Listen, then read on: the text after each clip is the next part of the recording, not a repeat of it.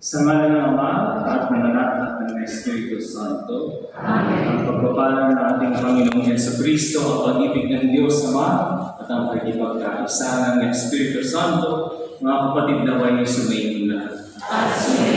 Nung nakaraang linggo po ay linggo para sa mga mapapalad. Ngayong linggo po ay linggo para sa ating mga kaaway.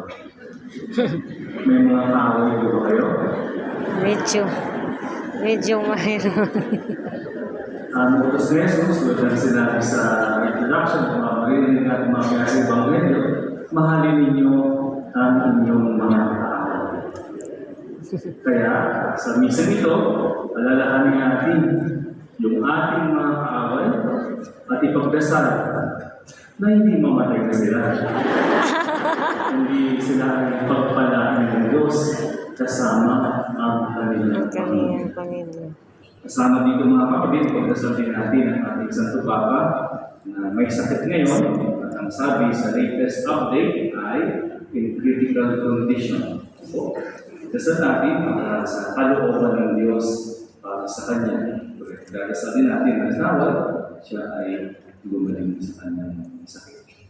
Kaya sa diwang ito mga kapatid, upang tayo po ay maging karapat-dapat sa ating banal na pagdiriwang ng pag-ibig ng Diyos sa ating lahat. Ang pagdiriwang ng Eucharistia. Namili natin ang ating managawang pagkakamali at pagkakasala at hingin natin ang awat at patawaran na nagmumula sa ating maawang Diyos.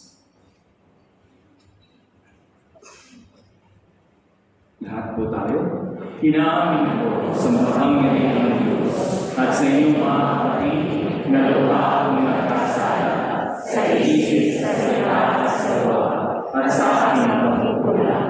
Kaya kasama ko sa mga nangyayari ni Maria, sa lahat ng mga nangyayari ng pangalanan, at sa inyong mga kapatid na pinagpapalanan sa inyong mga kapatid ng Diyos.